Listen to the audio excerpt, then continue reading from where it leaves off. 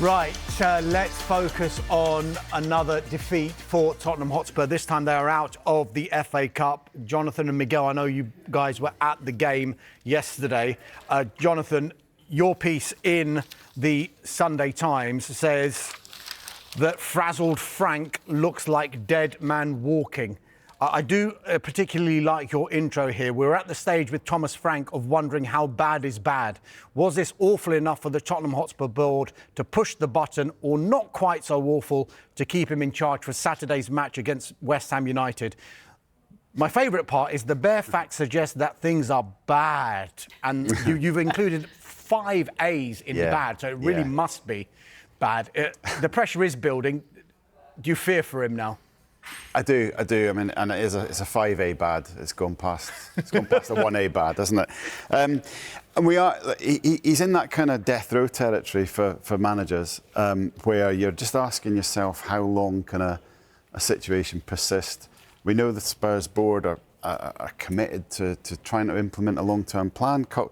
Frank was brought in because he's a culture guy, he's a builder guy, he's the guy that did all that at Brentford. But experience tells you there always comes a point for football clubs where the plan has to go out the window, and owners have to act just to kind of stop the bleeding, to appease a fan base, and just to stop damage getting so bad that it kills any sort of revenue or plans for the future. And Spurs maybe aren't there yet in terms of league position, but going out the FA Cup was significant because it was the last real chance of a trophy, unless you think they're going to go win the Champions League. Sitting 14th, I think the only home games they've won, domestic home games, have been Burnley, Brentford and Doncaster Rovers, which isn't really great for those paying those season ticket money at the Tottenham Hotspur Stadium.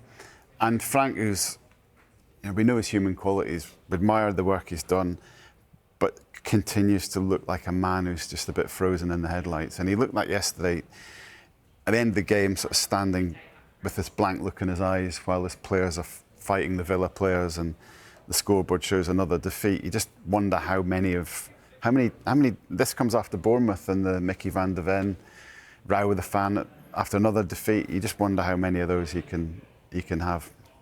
Miguel, in the Sun on Sunday, Martin Lipton's headline is frankly not good enough. A second-half revival that might have bought extra time suggested there is something in this Spurs squad, but if there is a real team there, it increasingly feels like someone else will be in charge of it. Do you think he will be given time, though, and do you think he deserves to be given more time? On the basis of his work at Spurs this season, you can't make any argument that he deserves it. And there's a bit of a thing with Frank, I suppose, in that, like, we've certainly seen it, because we would have dealt with him at Brentford, and he was so, in contrast now at Spurs, he was so expansive at Brentford. He was such a kind of assured character who was willing to just talk so intelligently about football. We're not. Look, he looks like a different figure at Spurs now. As regards whether they'll change, I think the one thing that was significant about yesterday's game was it felt like it didn't quite get toxic enough to force the owners. And that's where we are now. I think that's touching on what Johnny said there about the kind of where it gets into end game for a manager. And it's almost like everyone is in a bit of a holding pattern now until the situation gets so bad and it gets so toxic that they have no choice. There was a danger it would, though, wasn't it? Particularly at half-time. Yeah, absolutely. And I think there's been a bit of a debate around Spurs over the last 12 or 14 hours since the game ended about how much of this was Frank and how much was the players taking matters into their own hands. I mean, and even we should say about Villa's performance, but especially in the first half, just the kind of the sharpness and coherence of Villa in contrast to what Spurs were. I mean, that first goal where Tielemans just plays it straight through the 4 men. Yeah. And then the second goal, kind of one-touch football, as if Spurs were a lower league side. They did rally in the second half, and maybe show that there could be something there. But can Frank, in this situation, can he hone that? It feels unlikely. I think the thing that might just save him for another period of time would be Xavi Simons had a really good game and is looking like he's just starting to get to grips with English football. Solanke came on, having been out injured since August, and you've got Kulusevski on his way back, and we know Maddison's out. And I guess if you've invested in Thomas Frank, and I'm just trying to second guess the the board and sporting directors' feelings. They might just think, we have to give this guy a chance once our better players are back and once the signings have fitted in. And that's what Thomas Frank's probably going to be telling them. Johnny makes that point there. You talked about Dominic Solanke making his return for the first time in about 4 or 5 months. James Maddison hasn't played for Thomas Frank. Dejan Kulusevski, who many people think is Tottenham's best player. Kudus is out injured as well. There are mitigating factors, surely, or has it gone too far the other way for Thomas Frank to save himself, do you think?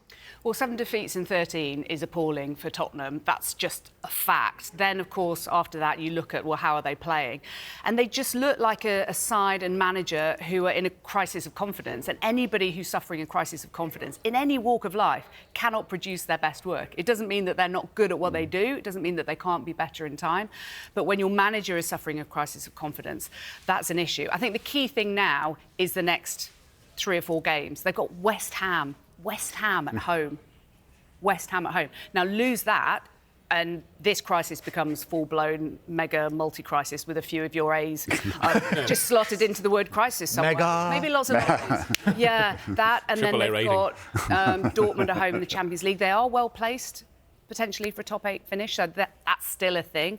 And they've got Burnley as well in the Premier League. So these are really crucial games for Thomas Frank now. And I think the other key thing, had Daniel Levy still been there, I think we probably would be looking at the sack, because you look at all the correspondents who follow Tottenham, know them inside out, they're all saying, looks like the end.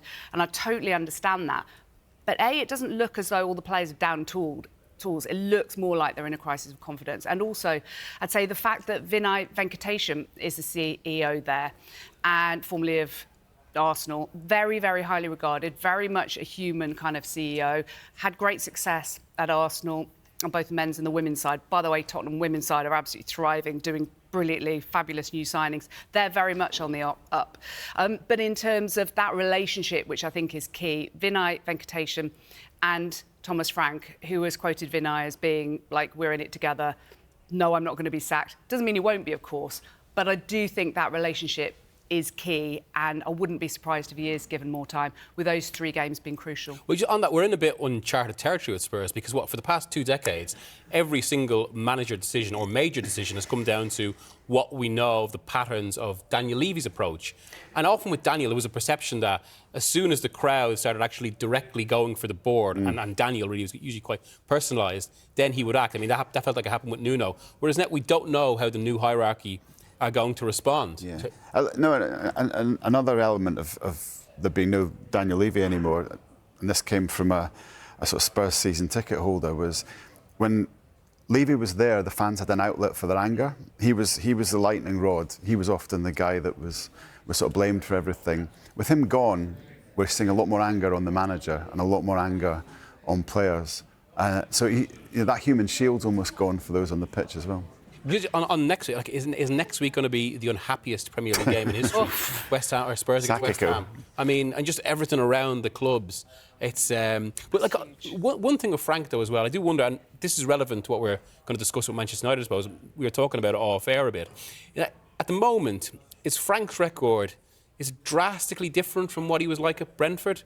And even the footballerly approach. And I do wonder, is there an element here of just Frank himself adapting to the glare of a bigger club, where there is much more focus, and how he responds to that? Because this is, I was speaking to people during the week about the kind of Manchester United situation, and like one of the phrases used, whatever about a manager's personality, whatever about his record, until they walk in the door, you just don't know how they're going to respond to the changed circumstances. Yeah, and we love the Brentfords and the Brightons and the Bournemouths, but those clubs can go a couple of months without winning sometimes.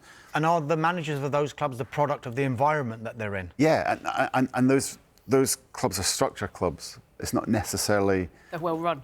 Well, the well run's another way of saying it. You're absolutely right, Jack. No, they're well run.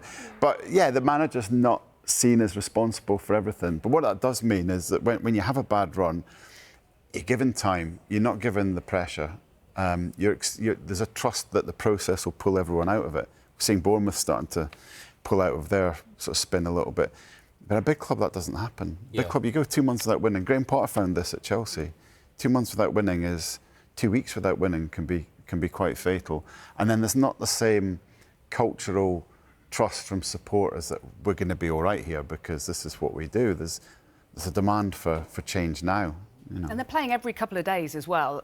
I mean, they're only getting sort of a couple of days. It's so intense. It's so quick and fast. That's all different, these different isn't it? competitions. Very, very different. So he's not getting any time to just breathe and reset and refocus and really get the time with the players on the training ground. And those injuries are key. There's a hatful of injuries he's having to deal with.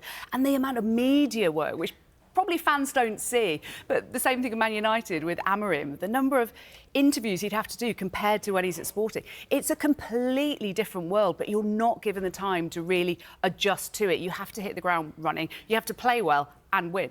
I remember last season going to Brentford-Chelsea, and after the game, it's after a Premier League match, and often managers actually aren't usually in the best headspace to speak after the game because they're so immersed in it. There's so much emotion involved. Yet Frank, I think he sat with us for about 25 minutes after the game. It was a 1-1 draw, I think. And he was talking really kind of authoritatively about the effect of the Club World Cup, politics and football, all of this. And he compared that and that kind of space he had at Brentford to now at Spurs, where it's almost every 3 days, twice, he has to explain failure. The media side of it's a big thing because those post-match press conferences for your Brentford or your Brighton manager is your big engagement with the press every week. But at the bigger clubs, you know, their pre-match, there's hardly anyone there at those press conferences. But for the bigger clubs, it's relentless. It's every couple of days, 10, 12 sort of post-match interviews on pitch side before you get into the press conference. And you can see them getting ground down. You can see Thomas Frank was still polite, still affable yesterday, but just getting ground down by the same questions all the time. Miguel, we should make... Fans with YouTube channels all over the world for the big clubs as well, analysing, pulling apart, taking out a clip, sticking it on TikTok, sticking it on this, and it's getting multiplied and amplified by a million gazillion times. And every little thing, you know, the Arsenal Cup thing. He was obviously just handed a cup and he didn't look at what was on the side of it. But of course, that's manna from heaven for newspapers. Of course it is, and for fans as well. And then there were chants about that. Tommy Frank's an Arsenal fan yesterday. And he's like, what? He was just given a cup with a bit of water in it. Whereas when he was at Brentford, if he had a QPR cup with bus stop in Hounslow on it, then, you know, it's a bit of fun, but nobody would present the vitriol that comes with that.